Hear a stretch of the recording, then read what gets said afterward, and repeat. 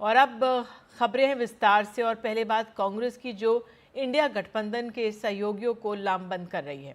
राहुल गांधी ने कल ही कहा कि संसद में उन्हें एक हफ्ते से बोलने नहीं दिया जा रहा। इस पर लोकसभा अध्यक्ष ने नसीहत दी, लेकिन जो वीडियो सत्ता पक्ष की ओर से पोस्ट किया गया उसको लेकर कांग्रेस में गुस्सा है। उसने इंडिया गठबंधन के सदस्यों को साथ लेकर अध्यक्ष ओम बिरला को शिकायतों का एक पर्चा सौंपा है। इस सदन में पिता पुत्री, माँ बेटी, पति पत्नी सदस्य रहे। बुधवार को लोकसभा में स्पीकर की राहुल गांधी पर टिप्पणी तक तो ठीक था, लेकिन अमित मालवीय के वीडियो पोस्ट ने आग में घी डालने का काम किया। फिर क्या था, कांग्रेस आग बबूला हो गई और अपने सहयोगियों को लाम बंद करना शुरू कर दिया। फिर स्पीकर की टिप्पणी से खफा कांग्रेस ने गुरुवार को ओम बिरला को शिकायतों का पुलिंदा पकड़ा दिया। कांग्रेस की शिकायतों में क्या क्या है वो समझिए। चिट्ठी में 8 सूत्री शिकायतें की गई हैं। इनमें राहुल गांधी को बोलने का मौका नहीं देने की बात कही गई है। ये भी लिखा गया है कि विपक्षी सांसदों का माइक बंद कर दिया जाता है। इसके अलावा उपाध्यक्ष की नियुक्ति और अल्पकालिक चर्चाएं नहीं करवाए जाने को भी शिकायतों में शामिल किया गया है।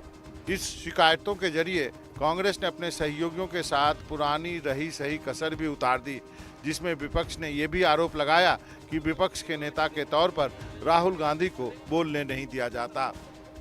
एलओपी खड़े हुए तो हम सभी ने देखा कि तुरंत हाउस अर्जन हो गया, और जैसे कि लीडर ऑफ ऑपोजिशन ने कहा कि संवैधानिक पद पर बैठे हुए वो व्यक्ति राहुल गांधी जी, उनको कल बोलने नहीं दिया गया।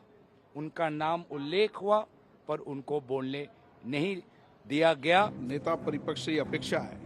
दरअसल बुधवार को स्पीकर की टिप्पणी का वीडियो बीजेपी नेता अमित मालवीय ने सोशल मीडिया पर पोस्ट किया, जिसे लेकर के कांग्रेस के नेता बेहद नाराज हैं और बीजेपी पर राजनीतिक इस्तेमाल का आरोप लगा रहे हैं। सत्ता कैसे कैसे माननीय स्पीकर साहब का बात का तोड़ मोड़ करते हैं। स्पीकर साहब 1 बजे कुछ और बोलते हैं, 3 बजे आईटी सेल, बीजेपी का आईटी सेल पार्लियामेंट का मिसयूज करती है, सदन में कभी उपस्थित नहीं रहते। उधर बीजेपी एक बार फिर कह रही है कि राहुल गांधी को बोलने से कोई नहीं रोकता है और वो खुद संसद की कार्रवाई को गंभीरता से नहीं लेते। सदन में कभी उपस्थित नहीं रहते, सदन में कभी कोई सवाल क्वेश्चन आवर नहीं डालते, कभी 0 आवर में कोई प्रस्ताव नहीं करते, कभी किसी विधेयक पे नहीं बोला, महत्वपूर्ण से महत्वपूर्ण कोई मंत्रालय के बजट पे नहीं बोला, जनरल बजट पे नहीं बोला। और अगर एलओपी हो गए हैं तो अपना आचरण ठीक कर लें। एलओपी होने के बाद मोबाइल से खेलेंगे, कहीं आंख मारेंगे, कभी प्रधानमंत्री को जाके चिपट जाएंगे। एक नेता प्रतिपक्ष का सम्मान होता है, स्वाभाविक है कि वो उस आचरण को करें।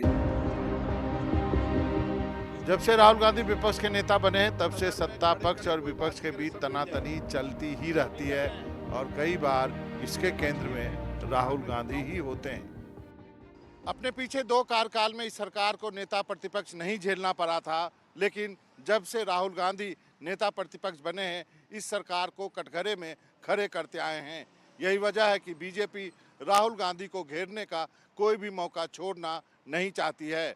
प्रशांत के साथ मनोरंजन भारती, एनडीटीवी इंडिया के लिए। और अब बात बिहार में चल रही सियासी गर्मी की। राज्य में विधानसभा चुनाव इस साल के अंत तक हैं, लेकिन गर्मी की शुरुआत के साथ ही सियासी ताप बढ़ने लगा है। पक्ष और विपक्ष अपनी सियासत को धार देने के लिए पोस्टर के जरिए बिसात बिछा रहे हैं। एक रिपोर्ट।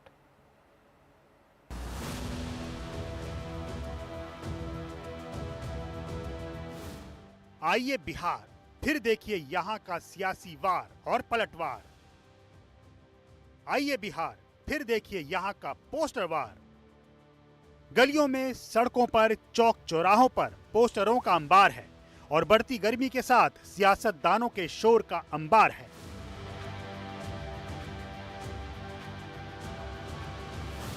बिहार विधानसभा का चुनाव साल के अंत में है, लेकिन गर्मी अभी से बढ़ गई है।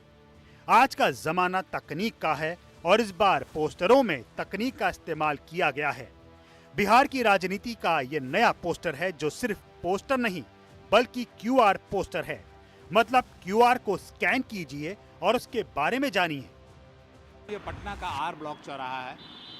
बड़ा ही इंटरेस्टिंग पोस्टर है। ये पोस्टर जो है एनडीए के लोगों ने साटा है, ऑब्वियस है। और इस पोस्टर का आप मजमून देखिए, भूलेगा नहीं बिहार, जंगल राज का अत्याचार भूलेगा नहीं बिहार।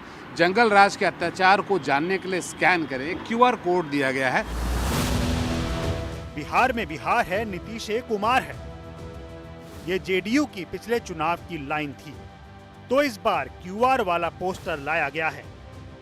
एनडीटीवी भी इस क्यूआर को देखकर जानने को उत्साहित हुआ और क्यूआर को स्कैन कर डाला। फिर क्या हुआ जानिए। जंगल राज का अत्याचार भूलेगा नहीं बिहार, और उसे आप स्क्रॉल करते चले जाएं।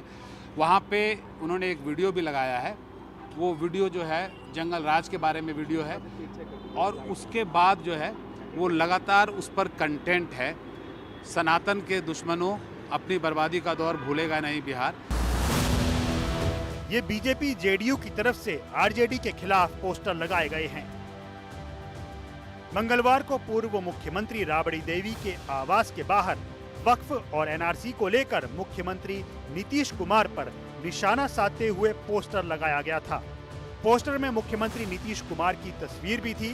लिखा गया था, तुम तो धोखेबाज हो, वादा करके एनआरसी पर हम तुम्हारे साथ नहीं, वक्फ पर तो बिल्कुल भी साथ नहीं, वोट लेंगे तुम्हारा लेकिन साथ नहीं देंगे।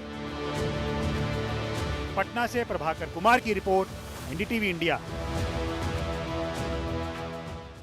और बिहार से ही भ्रष्टाचार की खबर आई है। टेंडर घोटाले को लेकर ईडी ने कई इंजीनियर्स के यहाँ कार्रवाई की, जिसमें करोड़ों रुपए बरामद हुए। इतने नोट मिले कि ईडी को मौके पर नोट गिनने की मशीन मंगवानी पड़ी। एक रिपोर्ट। काली कमाई और ईडी का हंटर, काली कमाई और ईडी की छापेमारी। तस्वीरें मुख्यमंत्री नीतीश कुमार के बिहार की है। जब ईडी का हंटर चला तो काली कमाई की पोल खुल गई। ईडी ने अपना डंडा चलाया तो बिहार सरकार में कार्यरत कई इंजीनियरों के घर खंगाल डाले गए। नाम तारिणी दास, काम चीफ इंजीनियर, विभाग बिहार भवन निर्माण। इस इमारत को देखिए, शानदार महलनुमा बना ये घर बिहार के भवन निर्माण विभाग में काम करने वाले तारिणी दास का है। इस घर को बनाने में इंजीनियर साहब ने करोड़ों रुपए लगा दिए। जब ईडी की नजर पड़ी तो पूरी टीम मौके पर पहुंची, छापेमारी करना शुरू कर दिया। घर के अंदर ईडी की टीम ने जो कुछ देखा, उनकी भी आंखें फटी की फटी रह गई। करोड़ों रुपए कैश उनके घर पर मौजूद था। इतना रुपया कि ईडी को रुपए गिनने के लिए मशीन मंगवानी पड़ी। सिर्फ तारिणी दास ही नहीं, बल्कि उनके रिश्तेदारों पर भी ईडी की नजर है और छापेमारी हो रही है। जानकारी के मुताबिक ईडी ने 8 से ज्यादा अफसरों के यहाँ रेड डाली है। 4 से ज्यादा इंजीनियर और पदाधिकारी शामिल है। इसमें नगर विकास और आवास विभाग के अधिकारी शामिल हैं। पुल निर्माण से जुड़े अधिकारी भी शामिल हैं।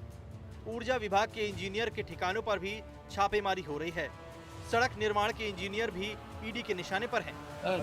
हमारी सरकार में कोई भी हो, अगर गलत काम कोई किए हैं तो किसी हालत में भी नहीं बचेंगे।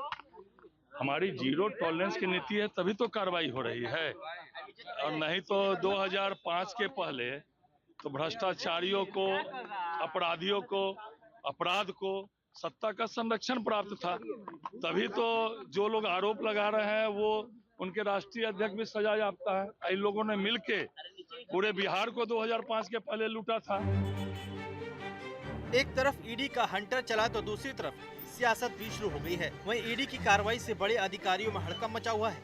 आपको ये भी बता दें कि ये छापेमारी आईएएस अधिकारी संजीव हंस से जुड़े एक मामले में हो रही है। टेंडर घोटाले को लेकर ईडी की टीम ये कार्रवाई कर रही है। पटना से प्रभाकर कुमार, एनडीटीवी इंडिया। और अब बात गर्मी की। बुधवार इस साल का सबसे गर्म दिन रहा, जब तापमान 40.1 डिग्री सेल्सियस तक पहुंच गया। मार्च में मई का एक तरह से अनुभव हो रहा है। अब अगले 3 दिन तेज गर्मी से राहत की उम्मीद बताई जा रही है, लेकिन 30 मार्च से गर्मी फिर बढ़ने लगेगी। एक रिपोर्ट।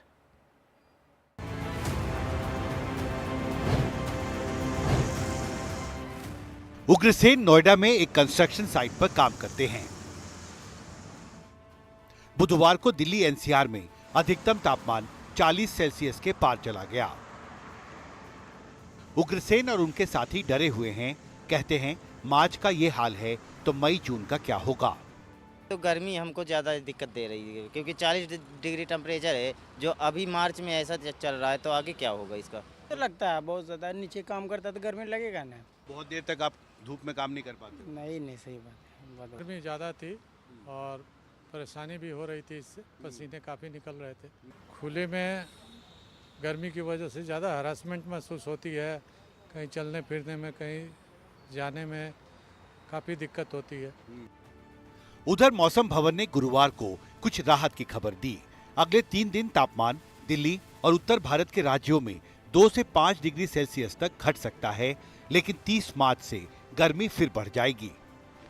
इनसेट सीडी सैटेलाइट की ताज़ा तस्वीरों में जम्मू कश्मीर और आसपास के इलाकों में घने बादल दिखाई दे रहे हैं और धीरे धीरे जब ये वेस्टर्न डिस्टर्बेंस और जो नॉर्थ वेस्टर्ली विंड्स हैं वो धीरे धीरे उत्तर भारत के राज्यों की तरफ आगे बढ़ेंगी, जिसमें दिल्ली भी शामिल है, तो यहाँ पर जो तापमान 40 डिग्री सेल्सियस के ऊपर चला गया था, अगले 3 दिन तक आम लोगों को तेज गर्मी से कुछ राहत मिलने का अनुमान है। दिल्ली में अभी मैक्सिमम टेम्परेचर 3 दिन तक गिरने की संभावना है। उसके बाद दोबारा जैसे आपका हवाएं धीमी हो जाएंगे तो 2 से 3 डिग्री राइज का संभावना है आपका 30-31 तारीख के आसपास। आपने कहा था number of heat wave days भी ज्यादा होंगे इस सीजन में। इस सीजन में होने का संभावना है नॉर्थ वेस्ट और सेंट्रल इंडिया में, जहां पर मैक्सिमम टेम्परेचर्स ज्यादा रहने की संभावना है। जाहिर है हीट वेव का खतरा इस साल काफी बड़ा है। दिल्ली से पूजा आर्या के साथ हिमांशु शेखर, एनडीटीवी इंडिया। और अब बुलेटिन के आखिर में एक सुंदर सी प्यारी सी तस्वीर। केंद्रीय पर्यावरण, वन और जलवायु परिवर्तन मंत्री भूपेंद्र यादव ने अपने सोशल मीडिया पर कूनो के शावकों की तस्वीरें शेयर की हैं। कूनो नेशनल पार्क अब विदेशी और भारतीय चीतों का शानदार घर सा बन गया है, जहां दौड़ते, भागते और खेलते हुए चीते नजर आ रहे हैं।